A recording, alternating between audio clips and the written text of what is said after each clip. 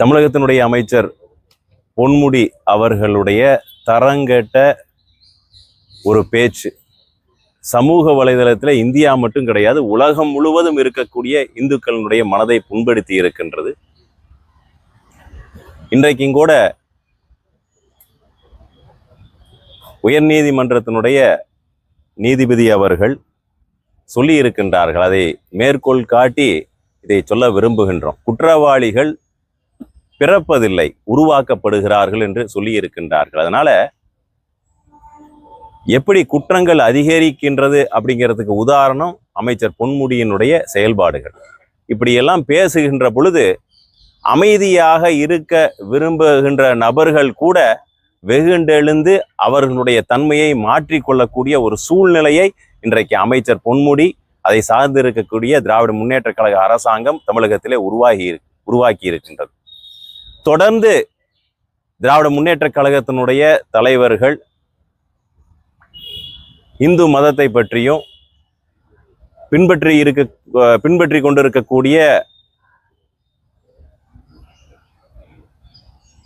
முக்கியமான நபர்களை பற்றியும் தொடர்ந்து இழிவுபடுத்துகின்ற அந்த செயல்களை செய்து வந்து கொண்டிருக்கின்றார்கள். அதனால கடுமையான கண்டனம் மட்டும் கிடையாது. எப்படி எரிமலை என்பது தொடர்ந்து கொழுந்து விட்டு அதனுடைய தன்மையை காட்டி கொண்டு இருக்கும், என்றாவது ஒரு நாள் அது வெடிக்கும். அந்த சூழ்நிலையை இன்றைக்கு திராவிட முன்னேற்ற கழக அரசாங்கம் அதை உருவாக்கி இருக்கின்றார்கள். என்னுடைய தாயை சொன்னால் எனக்கு எவ்வளவு கோபம் வரும், அந்த அளவுக்கு என்னுடைய மனது புண்பற்று இருக்கின்றது. என்னோடது மனது கிடையாது, ஒட்டுமொத்த உலகத்திலே இருக்கக்கூடிய அத்தனை இந்துக்களுடைய மனதையும் புண்படுத்தி இருக்கின்றார்கள்.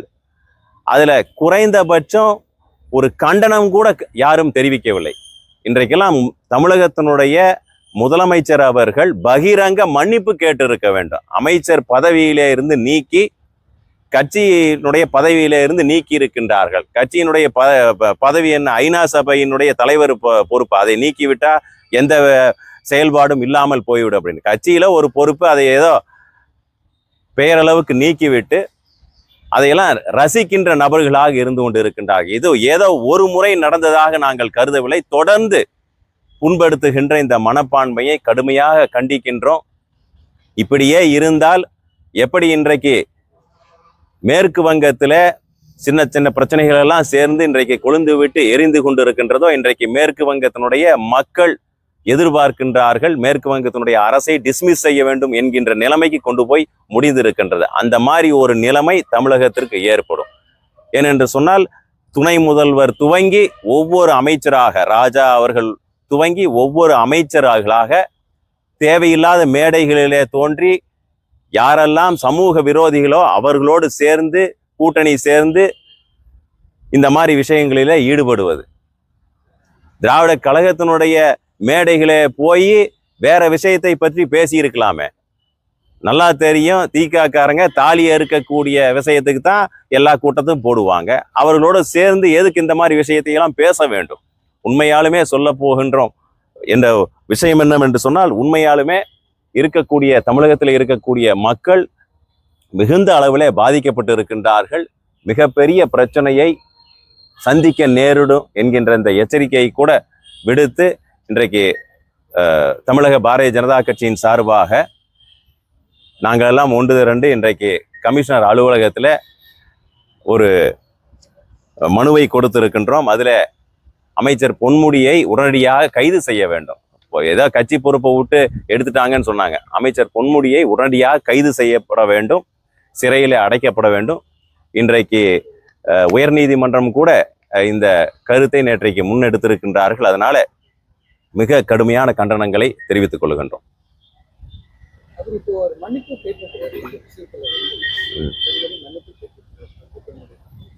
நம்ம வேற ஏதாவது சொல்லிடணும்னு எனக்கு இதா இருக்குது. அதாவது செய்யறதெல்லாம் செஞ்சுட்டு மன்னிப்பு கேட்டா அது எந்த விதத்துல நியாயம் என்று தெரியவில்லை. இது திமுகவுக்கு தான் வெக்கமான சூடு சொர்ணையெல்லாம் அதுல இருக்கக்கூடிய நபர்களுக்கு தான் இல்லை அப்படின்னம்னா மற்றவங்களுக்கும் இல்லைன்னு நினைச்சிட்டாங்களா இருக்குது. இதை நான் தான் சொல்ற மாதிரி இல்லைங்க, என்னுடைய பெற்ற தாயை சொல்லியிருந்தா எவ்வளவு வேதனைப்பட்டு இருப்பேன். அந்த அளவுக்கு இதில் நாங்கள் வேதனை அடைந்திருக்கோம். நாங்க மட்டும் கிடையாது, அங்கே இருக்கக்கூடிய நபர்கள், அதை கூட்டணி சார்ந்த கட்சியை சார்ந்த நபர்களுக்கு குறைந்தபட்சம் அந்த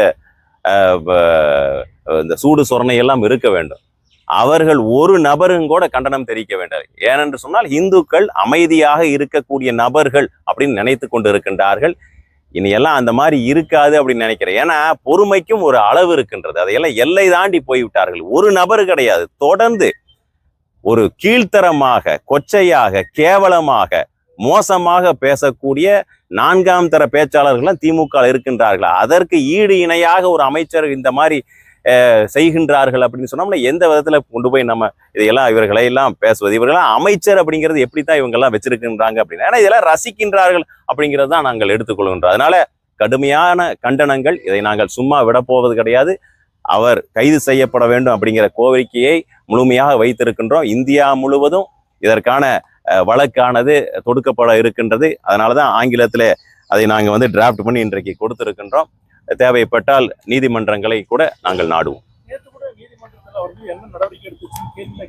நிச்சயமாக பல்வேறு இயக்கங்கள் இது சார்பாக இதனுடைய சாராம்சத்தை வைத்து ஆர்ப்பாட்டங்கள், போராட்டங்கள், கண்டனங்கள் கொடுத்திருக்கின்றார்கள். என்னன்னா தொடர்ந்து ஒரு அரசாங்கமே, இந்த அரசாங்கத்தில் இருக்கக்கூடிய ஒரு அமைச்சரே இதை செய்கின்றார்கள். சரி, அமைச்சர் பேசியிருந்தார் அப்படின்னு சொன்னோம்னா அதற்கு குறைந்தபட்சம் கண்டனம் கூட தெரிவிக்காத ஒரு சூழ்நிலையை நாம் பார்க்கின்றோம். அதனால முதலமைச்சர் நேரடியாக பகிரங்க மன்னிப்பு கேட்க வேண்டும். என்னுடைய இலாக்காவில் இருக்கக்கூடிய அமைச்சர் இது மாதிரி பேசிவிட்டார், இந்துக்களுடைய மனதை புண்படுத்தி இருக்கின்ற, அதனால தமிழக மக்களுக்கு, இந்துக்களுக்கு நான் பகிரங்க மன்னிப்பு கேட்டுக்கொள்கிறேன் அப்படிங்கிற அந்த விஷயத்தை சொல்ல வேண்டும். உடனடியாக கைது செய்யப்பட்டு சிறையில் அடைக்கப்பட வேண்டும். ஏங்க, ஒரு சாதாரண ஒரு போஸ்டரு, அந்த போஸ்டர் நம்ம பார்க்குறோம் காணொலியில, அந்த போஸ்டரை பார்த்து ஒரு வயதான அம்மா பார்த்து ஏதோ திட்டிட்டு இருக்கிறாங்க.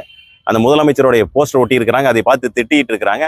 அந்த வயசான அம்மாவை பிடிச்சி கைது பண்ணி உள்ள போடுறாங்க. சமூக வலைதளத்துல ஒரு கார்ட்டூன் போடுறாங்க. அந்த கார்ட்டூன் போட்டதுக்கு கைது, நடவடிக்கை, வழக்குகள், அத்தனை வழக்குகள். எத்தனையோ கட்சி நம்ம குறிப்பிட்டு சொல்ல முடியும். அதுல இருக்கக்கூடிய நபர்கள் எல்லாம் காணொலியில போடுகின்ற பொழுது அதையெல்லாம் மேற்கோள் காட்டி வழக்குகளை போடுகின்றார். இது எவ்வளவு பெரிய குற்றத்தை இழைத்து இருக்கின்றார்கள். இப்படி சொல்றதுக்கே கேவலமா இருக்கின்றது. இது யாரை பார்த்து சொல்றாங்கன்னு எனக்கு தெரியல. திமுகவில் இருக்கக்கூடிய வேற ஏதாவது ஒரு குறிப்பிட்ட குடும்பத்தை பார்த்து இதையெல்லாம் அவங்க சொல்லணும்னு நினைக்கிறாரா? அந்த கோபத்தை இந்த பக்கம் ஏதாவது சொல்றாரான்னு தெரியல. அதனால தாலி அறுக்கக்கூடிய கூட்டங்களுக்கு மேடைகளிலே போய் பேசினா இந்த மாதிரி இதுதான் சேரும். அதனால கடுமையான கண்டனங்களை நாங்கள் தெரிவித்துக் கொள்கின்றோம். இதை சும்மா விடப்போவது கிடையாது. ஒரு ரேபிஸ் இன்ஜெக்ஷன் போட்டோம்னா ஏதாவது ஒரு சீல் வருது, அந்த நாயை பார்த்தா ஓகே இதுக்கு ரேபிஸ் இன்ஜெக்ஷன் போட்டீங்கன்னு தெரியும்.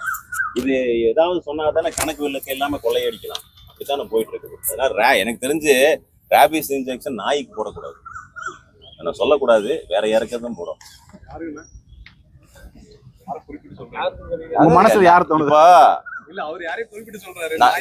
நான் தான் தெளிவா சொல்றேன்னு. எனக்கு இருக்கிற கோபத்துல, உண்மையாலுமே சொல்றேன், எனக்கு இருக்கிற கோபத்துல உங்களுக்கு எந்த அளவுக்கு ஃபீல் ஆகுதுன்னு எனக்கு தெரியல. ஆனா இன்னைக்கு முத்துராமலிங்க தேவர் ஐயா இருந்திருக்கணும். உண்மையாலுமே சொல்றேன், அவர் சொன்னாருங்க, நீ முத்துராமலிங்க தேவர் ஐயா இருந்திருக்கணும். இப்படி பட்டை அடிக்கிறவங்களையும் நாமம் போடுறவங்களையும் பேசி இருக்கிறாங்களே. சைவம் வைணவங்கிறது விட்டுருங்க, சைவ வைணவத்துல என்ன போடுறாங்க? பட்டை அடிக்கிற திருநீர் தானே வைக்கிறாங்க. அப்ப அத்தனை பேர்த்தையும் கொச்சப்படுத்தி இருக்கிறாங்க. இது சும்மா கடந்து போயிட முடியாது. அதனால அந்த பொதுமக்கள் அவங்க மனசுல வேதனை அடைந்திருக்காங்க. இந்துக்கள் அவங்க இருக்கக்கூடியவங்க அவங்க வாட்டுக்கு விட்டுட்டு போயிருவாங்க அப்படிங்கிறதுனாலதான் அந்த ஒரு நிலைமை. இனி அந்த மாதிரி சூழ்நிலை நடக்காதுன்னு நான் எதிர்பார்க்கின்றேன். அதனால தேவைப்பட்டால் இறைவனுக்காக எந்த வழக்கு வேணாலும் வாங்குறதுக்கு தயாராக போய் விடுவோமோ அப்படிங்கிற சூழ்நிலைக்கும் கூட தள்ளப்படலாம்.